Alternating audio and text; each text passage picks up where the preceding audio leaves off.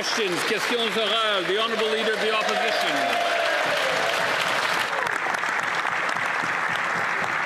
The Prime Minister is in Mexico today for a photo op and fake agreement, but it's a great opportunity to compare because both countries are neighbors of the United States.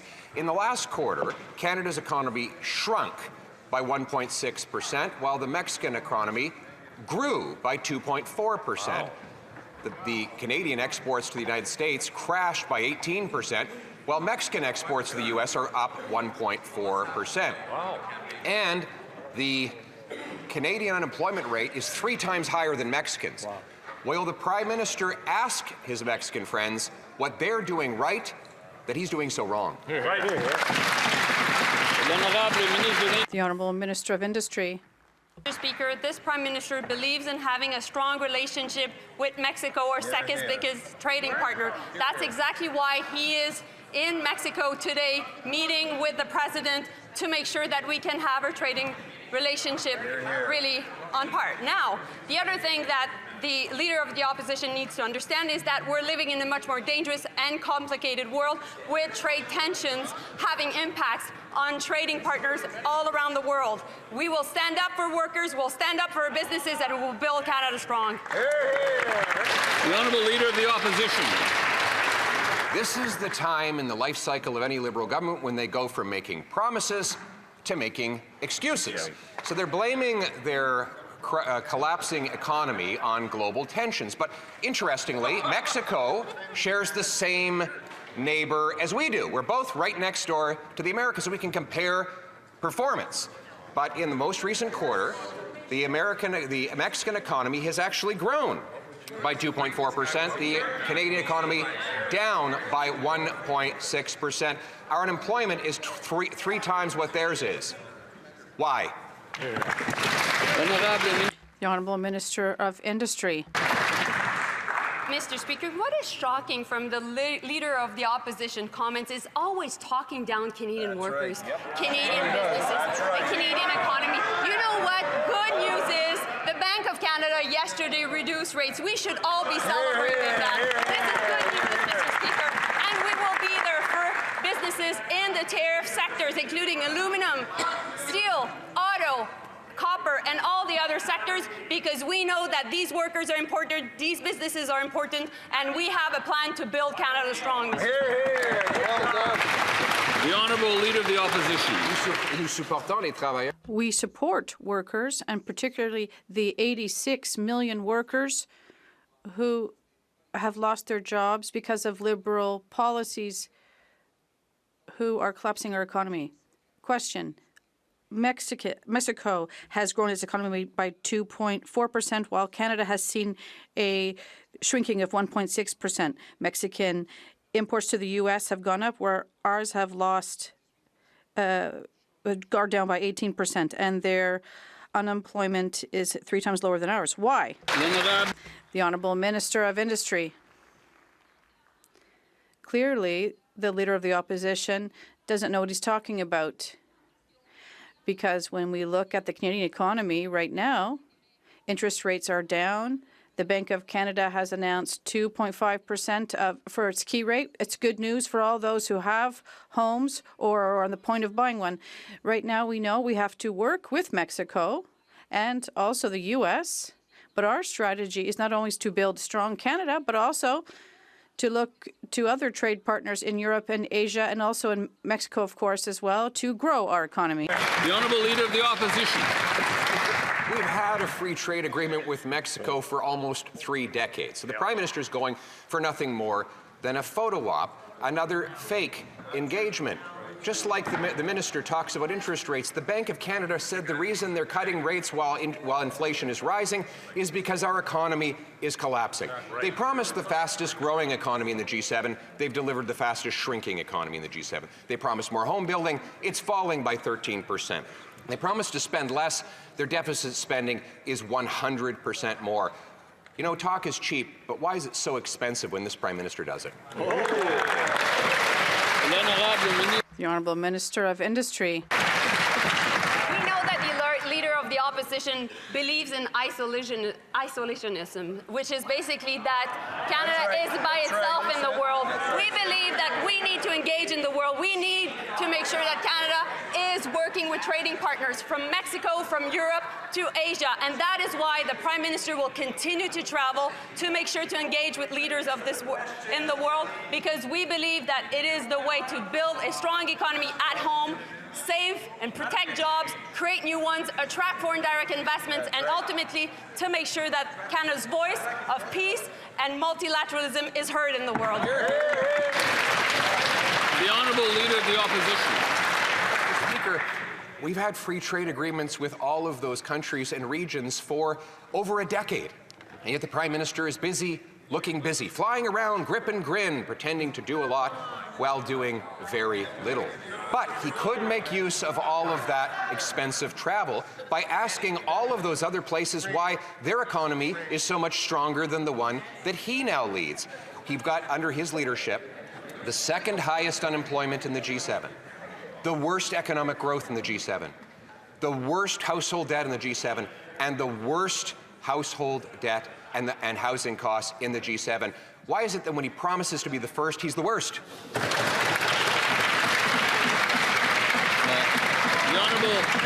The Honourable Minister of International Trade. Mr. Speaker, as we look at what's happening with global trade headwinds, we need to step up as a country and be there around the world to make sure countries know that we are here. They want to deal with a reliable, stable trading partner.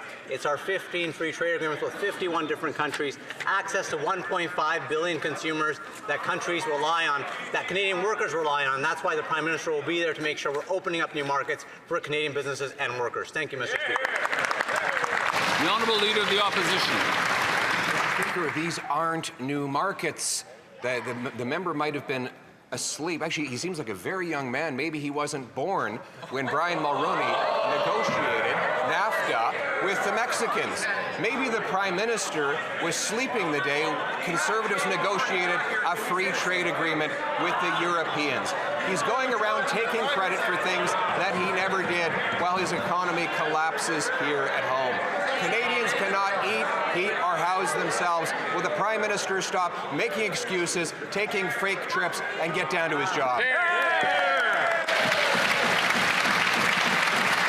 The Honourable Minister of International Trade. Mr. Speaker, I won't go to personal attacks as the member opposite has. We'll focus on the facts. There's people watching in the gallery. I think it's very important to note that Canada and Mexico share over 30 years of strong friendship and economic partnerships rooted in trust and trade and mutual respect. In fact, Canadian direct investment in Mexico was over $45 billion in 2024. The Prime Minister will be meeting with President Sheinbaum to defend our industries and grow our economies, Mr. Speaker. Canada is committed to CUSMA, and we're actively collaborating with Mexico, and that's why the Prime Minister is there to make sure.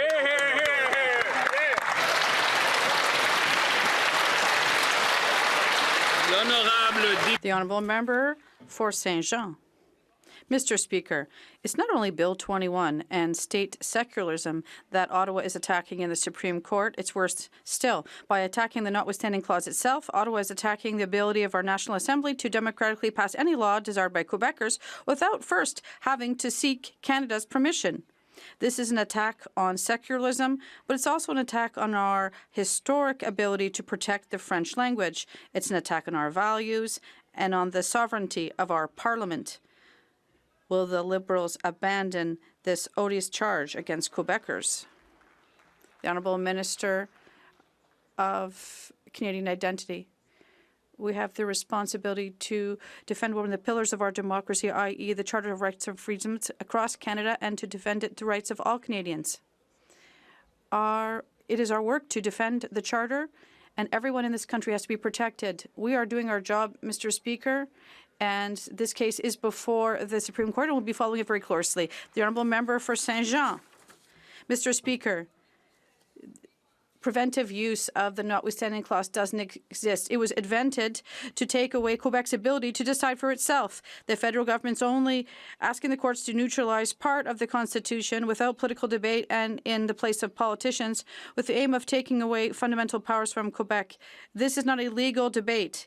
It's a constitutional power grab against Quebec's self-determination, hypocritically carried out by the courts. Will the Liberals have the courage to fight their own political battles instead instead of manipulating the justice system. The Honourable Minister of Canadian Identity and Culture. Mr. Speaker, my colleague knows full well that the government is going to the Supreme Court, but this won't prevent any province or territory to continue to use the notwithstanding clause. This is very clear. She knows this, and I'd be pleased if there are issues to organize a presentation through the Department of Justice, but we're here to protect the rights of Canadians. Thank you. The Honourable Member for Rivière-du-Nord. Mr. Speaker, the partisan appointment of Robert Leckie as a Superior Court judge in Quebec also calls into question Quebec's difference in terms of justice. By appointing Mr. Leckie, even though he doesn't have the necessary experience at the Quebec bar, the federal government is choosing a judge who does not have the sufficient knowledge of civil law, which is unique to Quebec.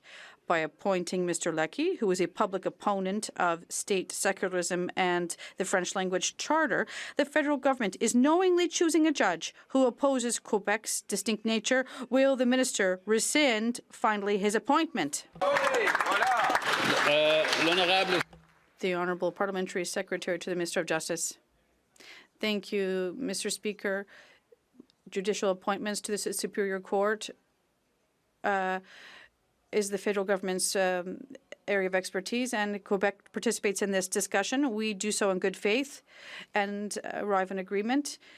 Minister Fraser is in contact with his counterpart, and they plan to meet in September. The independence of our judiciary remains a cornerstone of our democracy. Regina Capel. After 10 years of passing catch-and-release laws that let dangerous offenders free just hours after getting arrested, the Liberals are still obstructing efforts to undo these laws. They voted down our motion, shut down Parliament, called the snap election, went on summer holidays, and still haven't even started the process to fix what they've broken. So Conservatives will do it for them. Our plan will end catch and release and give 10-year jail sentences to anyone convicted of 3 serious offenses. We could pass these laws today.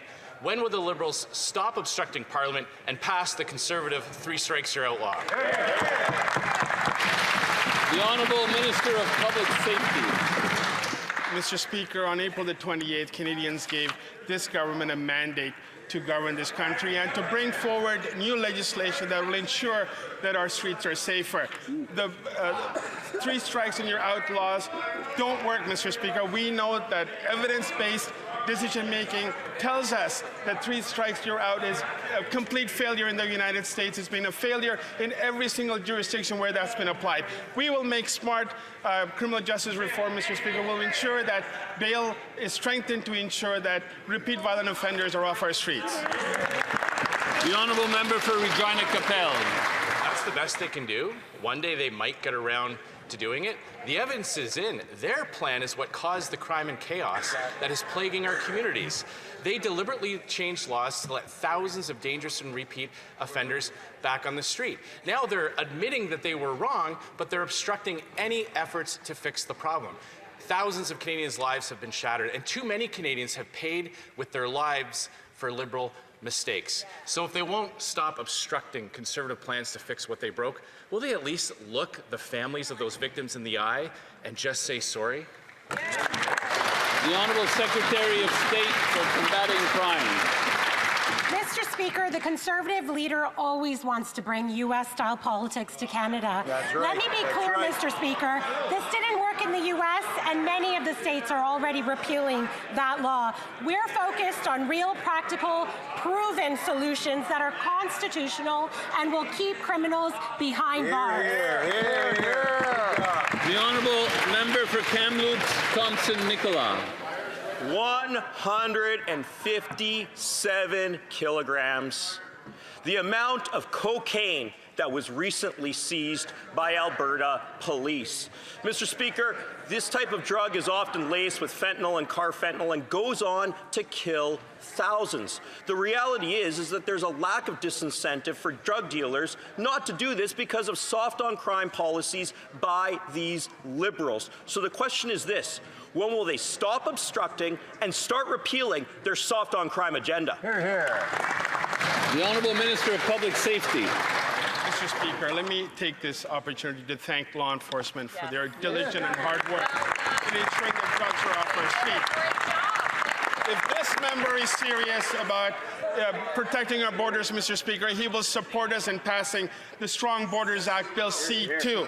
It will help us crack down on fentanyl, auto theft, money laundering, illegal firearms, irregular migration, and organized crime while upholding the privacy and charter rights of Canadians. This will give law enforcement the tools they need to dismantle increasingly sophisticated organized criminal networks. A secure Canada is a strong Canada, Mr. Speaker, and we're taking action to The honourable member for Vaughan Woodbridge. 3 weeks, Vaughan has seen 7 shootings, 7 incidents of violent crime. Since the Liberal government changed the bail laws, violent crime is up by 50%. Wow. Our Conservative motion calls for a 3 strikes and you're outlaw to keep repeat violent offenders in jail. So why is the Liberal government waiting until next month to introduce bail legislation, putting more Canadians in danger every day? The Prime Minister's failure to act is a betrayal of the victims of crime. When will the Liberals stop obstructing so people can feel safe in their own homes? Oh, great question. The Honourable Secretary of State for Combating Crime. Mr. Speaker, one of the ways that the Conservatives can be effective is they can help us pass C-2. That's right. Currently, all mail couriers like UPS, FedEx, Purolator, they can all be checked for drugs. What can't be checked is packages of Canada Post under 500 grams. 2 grams of fentanyl is lethal. It can kill a human being. Why are the Conservatives on the side of drug traffickers? The honourable member for Fundy Royal. Mr. Speaker, if anyone has an interest in taking dangerous guns off the street, it's the police. But in a stunning indictment of the Liberals' gun confiscation scheme, the Ontario Provincial Police have just told this government they will not participate in their ridiculous gun grab. The OPP know what we've been saying all along, that spending hundreds of millions of dollars to confiscate the property of law-abiding Canadians will not make our streets any safer. Today, the Liberals have the opportunity to do the right thing and put an end to their catch-and-release justice system. Will the Liberals stop obstructing and support our motion to keep violent repeat offenders off our streets? The Honourable Minister of Public Safety. Mr. Speaker, on April the 28th this year, Canadians gave this government a mandate to ensure that guns are off our streets, including continuing and completing the gun buyback program. I respect the decision of the Ontario Provincial Police in this regard, Mr. Speaker. It's important to remember that OPP represents about 26% of overall policing in Ontario. This doesn't mean that we can't and won't continue with the program and collection facilities and municipal police. Mr. Speaker, we can't be tough on crime without being tough on guns. This is exactly what we're doing to keep Canadians safe.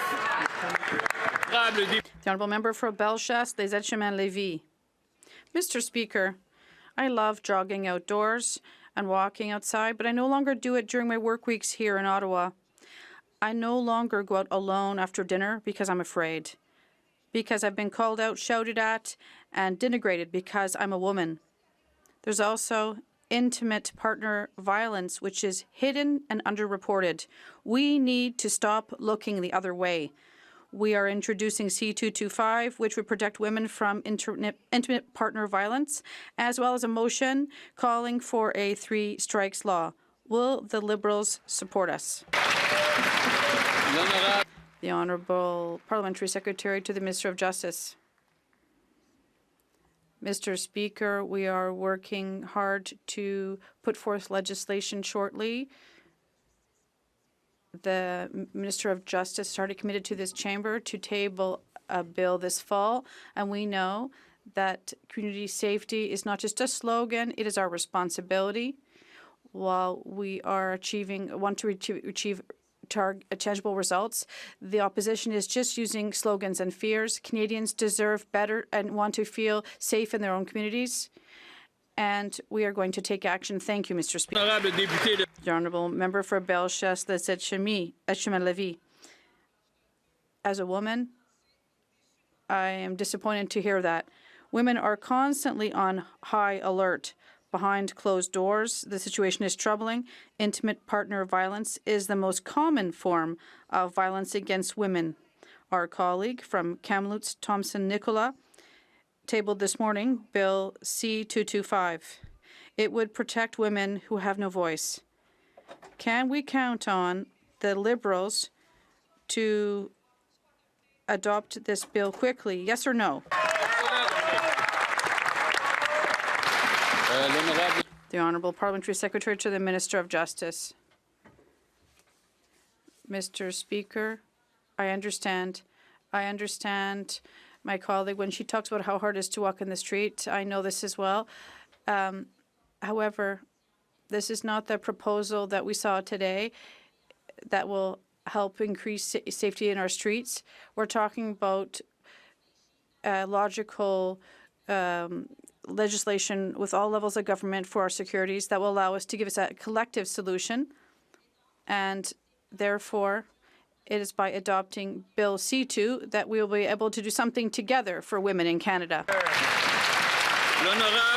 The Honourable Member for Repentigny. Mr. Speaker, a report by the Climate Institute confirms that Canada will not meet its 2030 greenhouse gas reduction targets. This is because of the Liberals. By abandoning climate policies such as the carbon tax and encouraging increased oil production from the oil sands, the Liberals are undermining their own targets, according to experts. And what's more alarming is that the Prime Minister did not reiterate his commitment to the 2030 targets. Will Canada meet them, yes or no? The Honourable Minister of the Environment and Climate Change. Mr. Speaker, I'm really happy that the Bloc member shares my interest in protecting the environment and to fight against climate change. We've always said this would be hard to do, but we're ready to put the work in. But if he really wants to know, on the other side, the Conservative Party, they love GHG emissions, and if they want to work, they need to work with our government to do the work to fight against climate change. The Honourable Member for Repentigny. Mr. Speaker, the Liberals are giving up the fight against climate change to sell more oil and gas. They're abandoning the carbon tax and incentives to purchase zero-emission vehicles. They're imposing C5 to skirt environmental assessments for energy products. They're backtracking on GHG caps for fossil fuels. In short, the Liberals are acting as if the Canadian identity means being an oil and gas promoter. Are they just digging the grave for the fight against climate change? Is this a legacy we want to leave behind? Honourable Minister of the Environment. Really? I've always been clear. Our government has always been clear. We're going to build a country that is strong, a strong country, and one that will be good for future generations. To do so, we have to fight against climate change. We know this, and we are doing this work. We continue to do so. And last week, I was in Manitoba. Well, we'll be helping low-income individuals and continue to work towards retrofitting their homes. So we are working with the provinces, and we're going to continue to do so. Member for Elgin, St. Thomas, London South. Thank you, Mr. Speaker. Liberal bail laws have broken the system beyond parity. In St. Thomas, a repeat offender was arrested for breaking and entering, released on bail with a curfew. He had to be in his home by 10 p.m. every night. But there's an issue. He's homeless. He doesn't have a home. The Liberals have made it so ridiculous people are getting released on bail with a curfew to nowhere. Violent offenders are getting out after being arrested. The Liberals are doing nothing about it. If they're not going to stand up and commit to supporting our 3 strikes, you're out motion now, how many strikes do they think is enough to lock up a repeat offender? The Honourable Secretary of State for Combating Crime. This government is tough on crime. We're introducing new legislation this fall to strengthen our bail system for those charged with violent offences.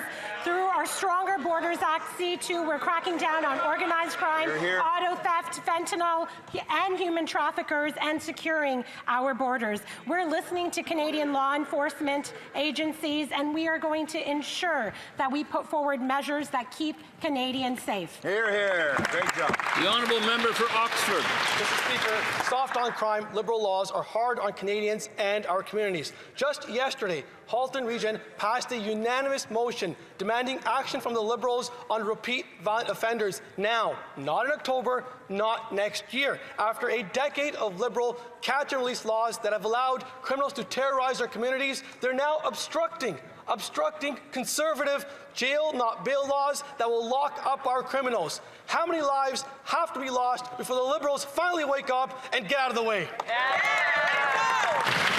The Honourable Minister of Public Safety. Mr. Speaker, slogans are not going to resolve crime on our streets. What's important for us is that we bring forward legislation to address the issues around serious violent offenders as well as bail reform. That's exactly what the Minister of Justice is doing. He's been consulting with Canadians across Canada. I've been able to meet with a number of police chiefs as well as police unions to talk about smart criminal justice reform. That's exactly what we'll be doing, Mr. Speaker. The Honourable Member for Charlebourg, Haut-Saint-Charles. Mr. Speaker, Liberal policies on house arrests are irresponsible, and they've allowed reoffending to go up by 55% since 2015 with violent crime. And there's a constant increase in this problem. Conservatives are proposing a 3 strikes and you're out law and no possible parole for or conditional release for violent offenders. Will the Liberals support our motion?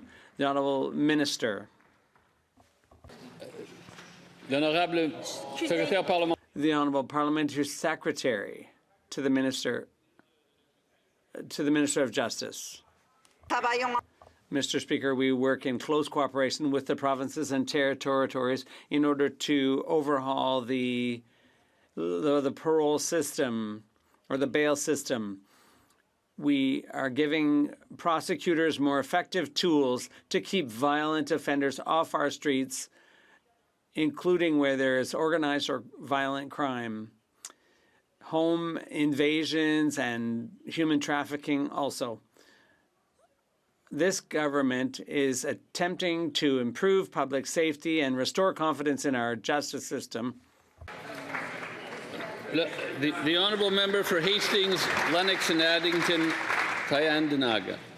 The Prime Minister was elected on the promise that he was the only one that could deliver a trade deal with the United States. Instead, here's the dismal record. Promised a deal by July 21st, there's no deal. Promised elbows up. Instead, antagonized and unpredictable administration. Promised strength at the table. Instead, delivered concession after concession with nothing in return. Mr. Speaker, meanwhile in Mexico, they got a deal. Their exports to the U.S. went up 1.4% last quarter, while ours dropped 18%. Mr. Speaker, what has Mexico done so right that this Prime Minister has done so wrong? The Honourable Minister of Industry. We have the best deal on earth right now when it comes to exporting. Now we know because 85% of all our products being sent to the U.S. are without any tariffs. Now we know also that we need to be there for the businesses and the workers in the sectors that are now tariffed. And we are here with $6 billion on the table to help them. Now, Mr. Speaker, we also know that we're over-dependent on the U.S., and all members of this House should be getting behind the government's plan because we need to diversify. The Honourable Member for Hastings, Lennox and Addington, Tyendinaga. If we have the best deal, then why do we have the worst economy in the G7? Mr. Speaker, deadline after deadline has come and gone, and this government's promised trade deal is nowhere to be found. After failing at the negotiating table in Washington, this Prime Minister is now off to Mexico City, desperate to claim any kind of win.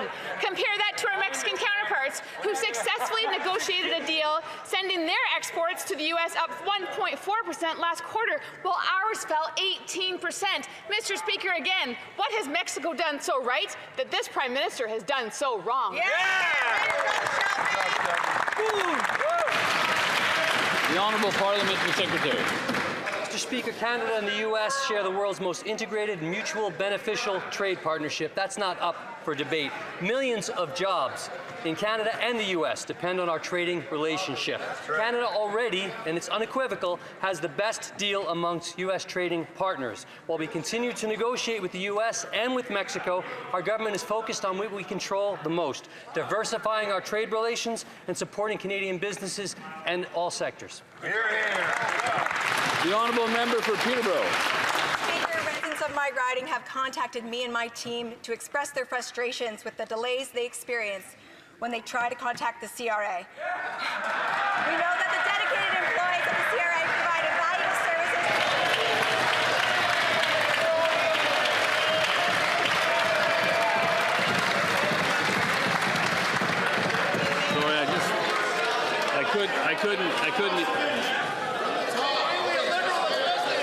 Sorry, I couldn't hear anything, so I think the member will have to start from the top, if she doesn't mind.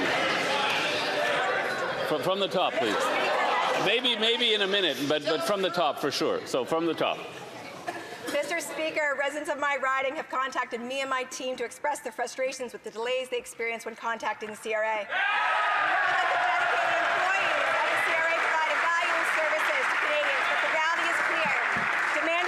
Significantly in recent years, and the system needs to be improved. Could the Secretary of State for the CRA and financial institutions inform this House of the measures taken by the government to improve services delivery at the CRA? The Honourable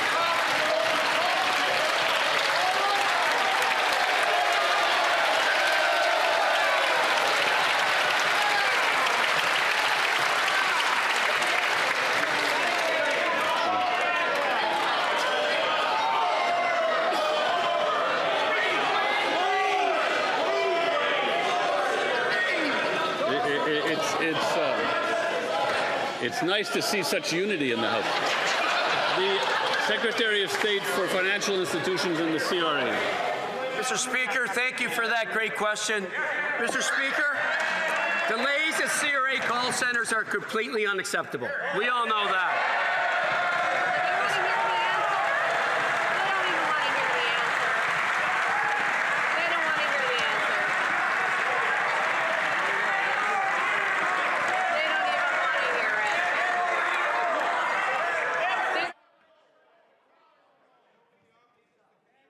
Honourable member may continue.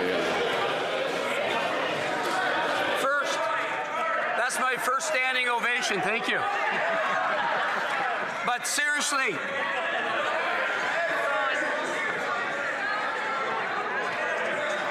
What happens when there's interruptions like this is I can't really follow the clock, so I have no control over how much time I give for the answer. So with the Secretary of State for Financial Institutions and the CRA, I'd like to start from the top, please. Mr. Speaker, we all know that the delays Canadians face at CRA call centers is completely unacceptable. It's not on the CRA employees. They are world-class public servants. This is a systemic failure that's unfolded over decades.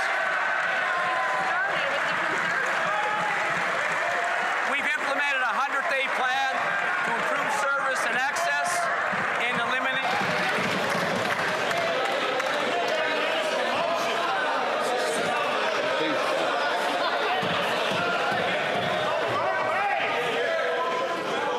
Is the honourable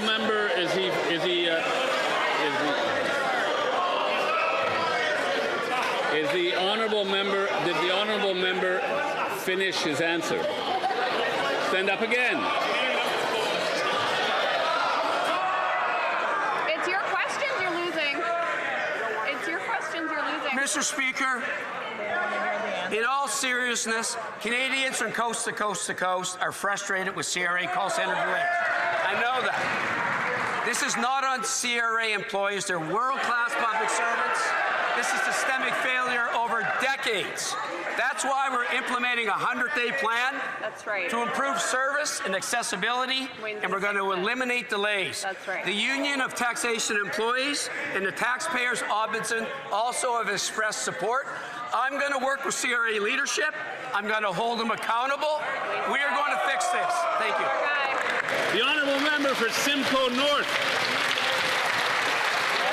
His plan is to pile on debt, but to obscure that picture with accounting changes. But now the Parliamentary Budget Officer is warning against making these changes, saying that if the government obscures its own books, it will, in the PBO's words, bet your boots will be paying more for debt. Wow. So will the Finance Minister agree that doubling the size of the deficit puts Canada's credit rating at risk, but it exposes taxpayers and households to higher borrowing costs and higher interest rates? Oh. Here we go. Oh, you got the Honourable Parliamentary Secretary to the Minister of Finance. Well, unlike the member opposite, we respect the work of the PBO and the independence of the institutions that make our democracy so great in this country.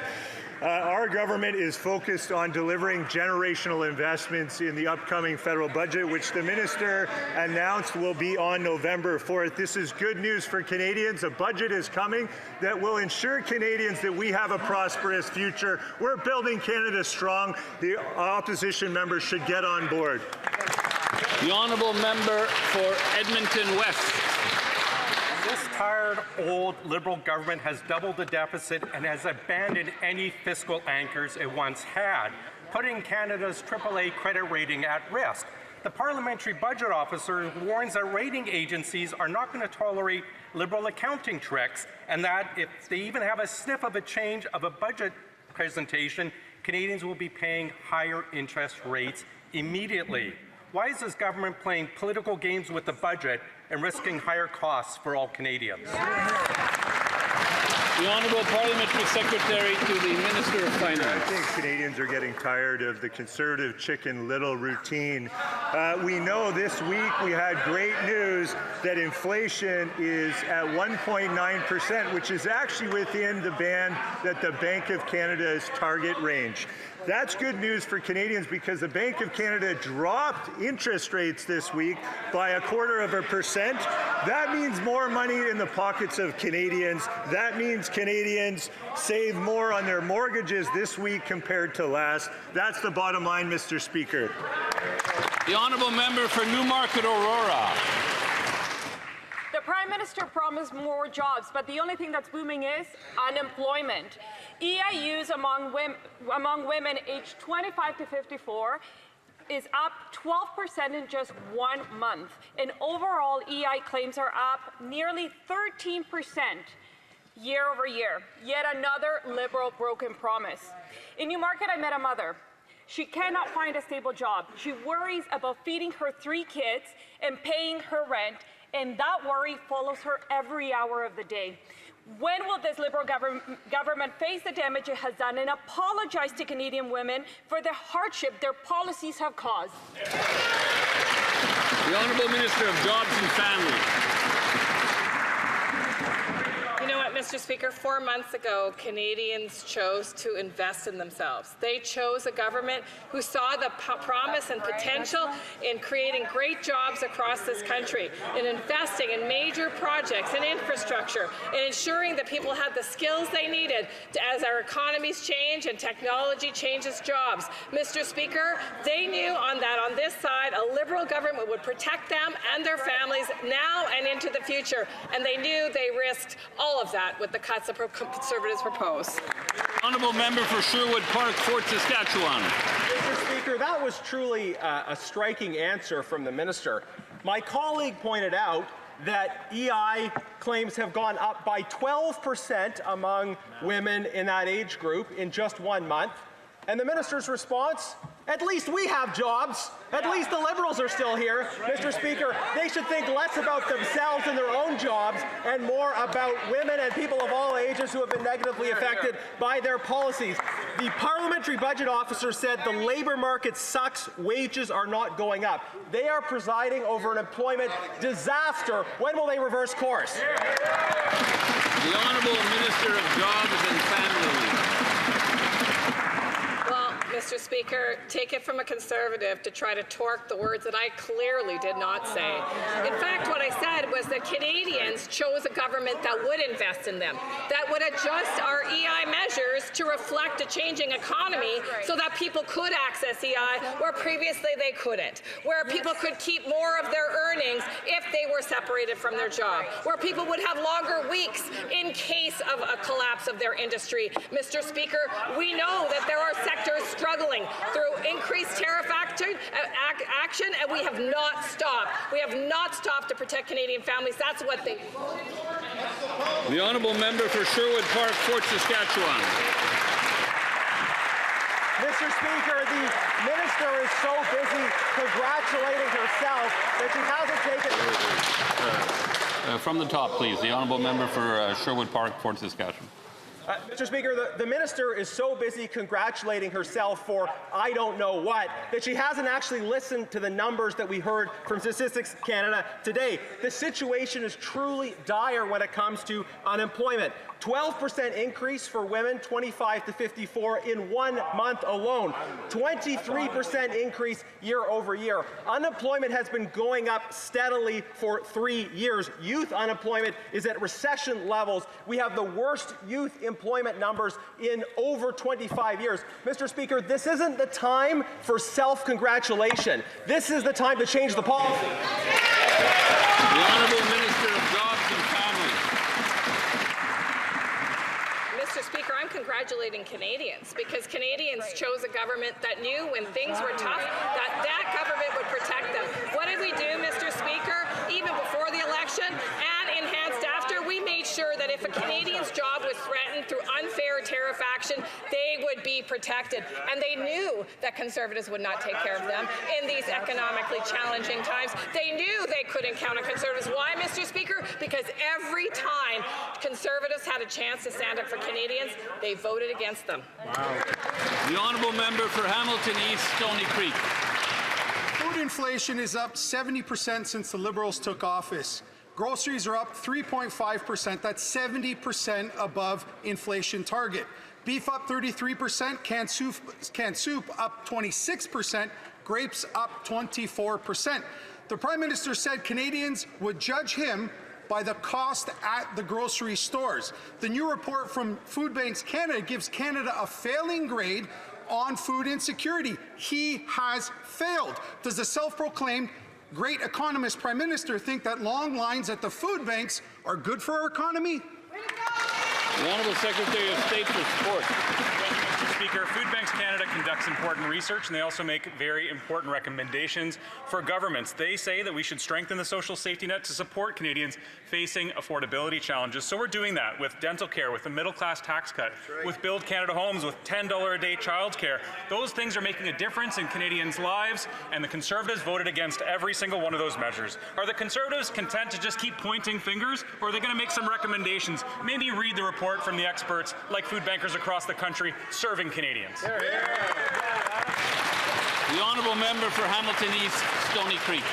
Nicole from the Stony Creek Food Bank informed my office that 1 in 4 households need to visit a food bank.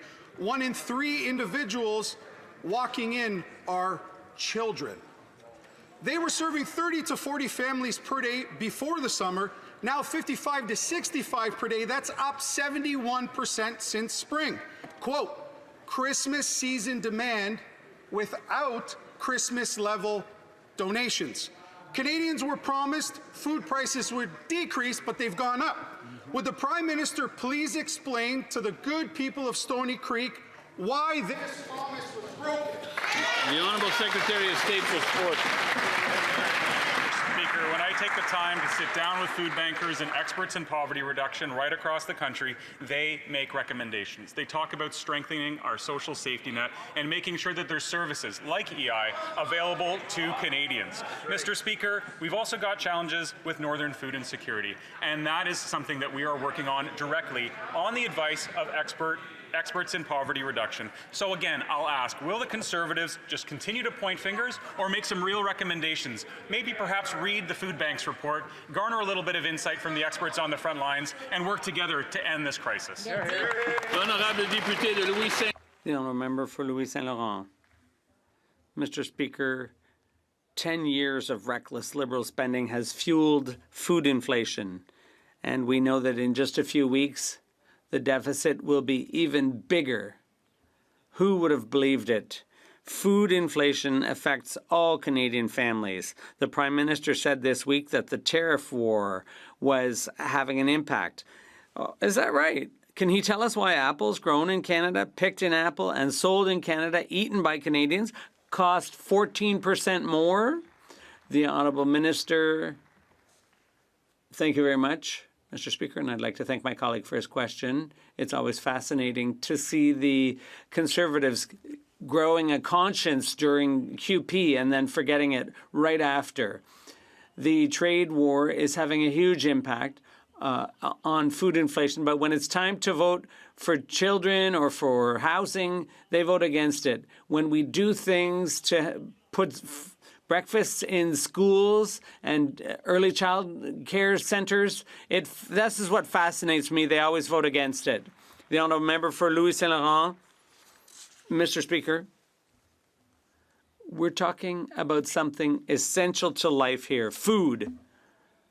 And there are thousands and even millions of Canadians who are going hungry. They're going to food banks.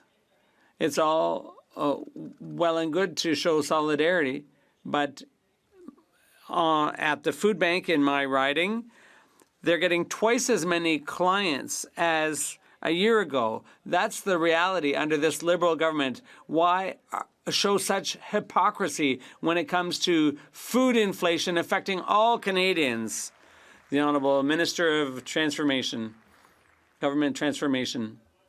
Mr. Speaker, that's precisely why Canadians chose to put their confidence in the Liberal government to conduct major projects that will help the entire Canadian economy, while at the same time protecting the social programs that Canadians depend on. We've seen an immediate impact with the child benefit when we invested in affordable housing, allowing Canadians across the country to have a roof over their heads. That's what a Liberal government's all about, strengthening the economy while protecting our social programs. The Honourable Member for Argenteuil, La Petite Nation. Thank you, Mr. Speaker.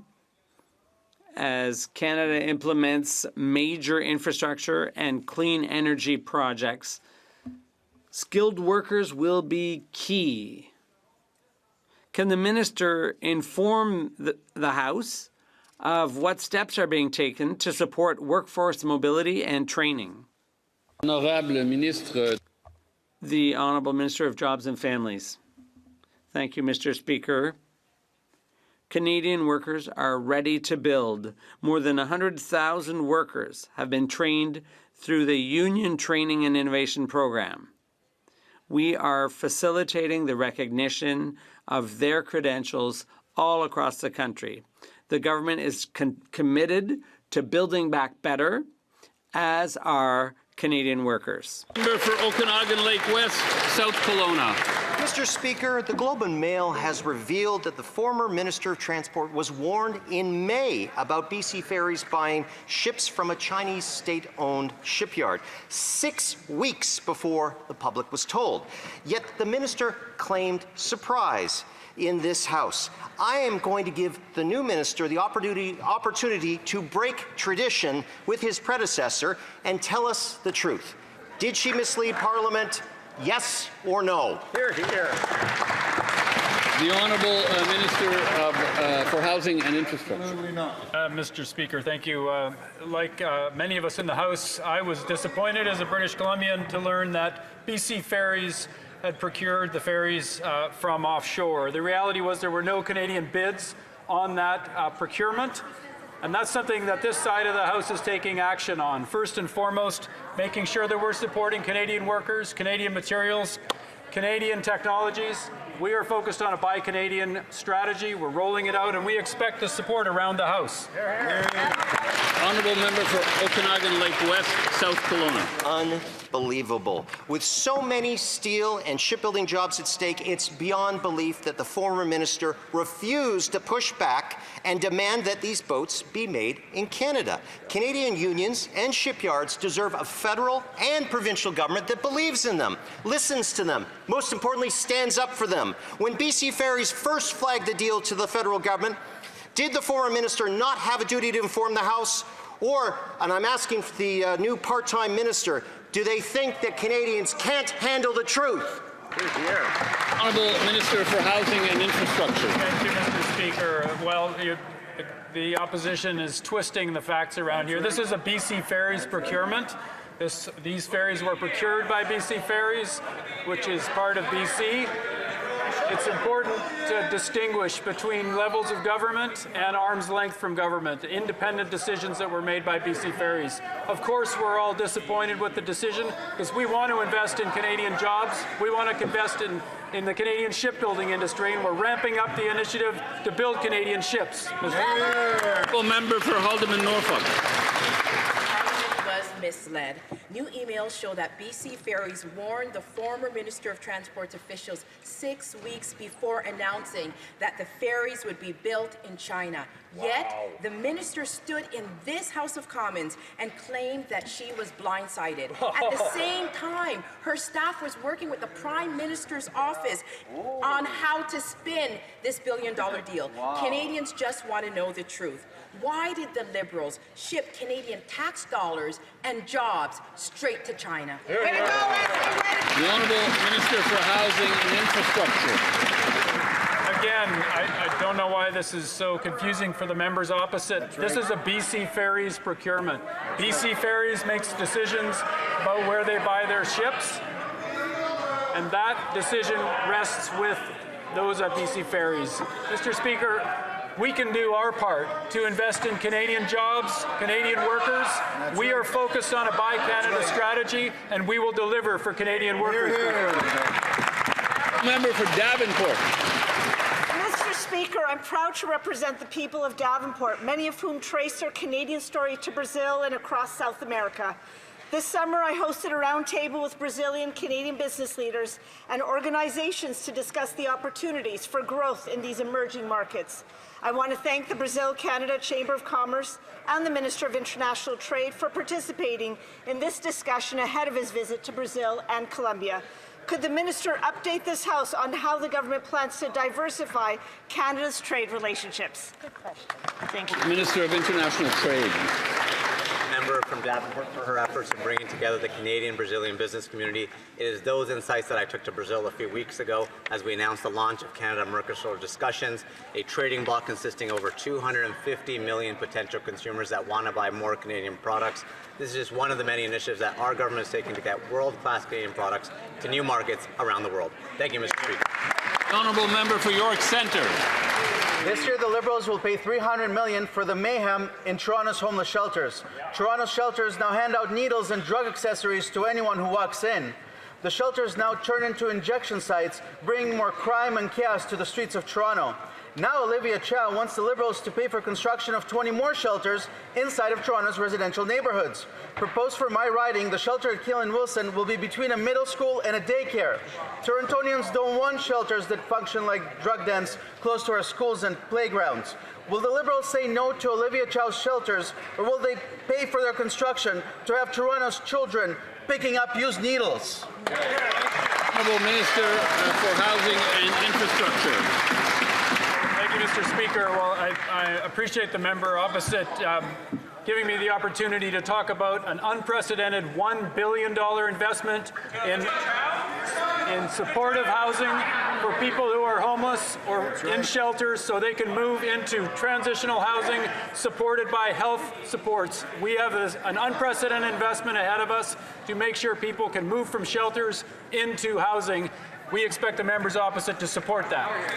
The Honourable Member for Edmonton Strathcona. Mr. Speaker, postal workers are the backbone of our communities. They deliver prescriptions, they deliver checks, they deliver vital communications.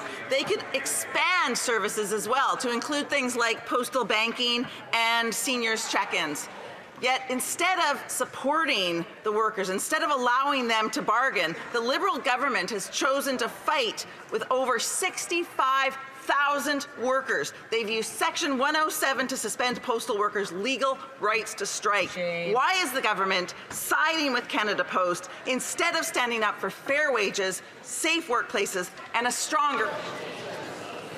L'honorable ministre de la Transformation. The Honourable Minister of Government Transformation. Thank you very much, Mr. Speaker.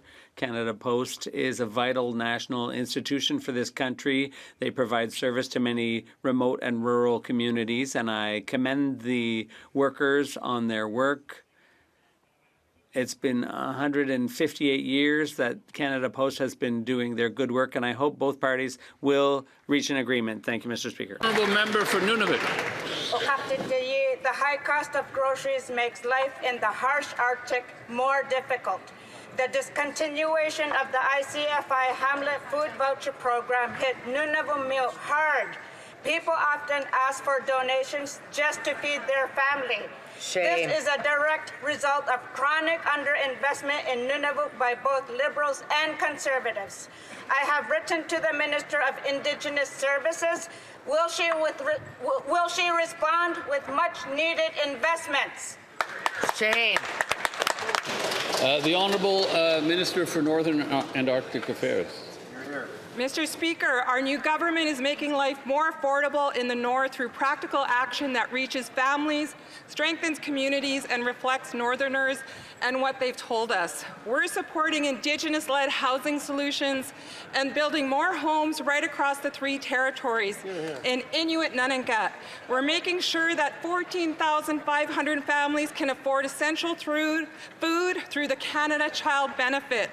We're expanding access to traditional foods with the Harvester Support Program and improving Nutrition North so that families can put real local food on the table. Most importantly, we're listening, we're refining our approach with the guidance of Indigenous leaders and building real partnerships that deliver results.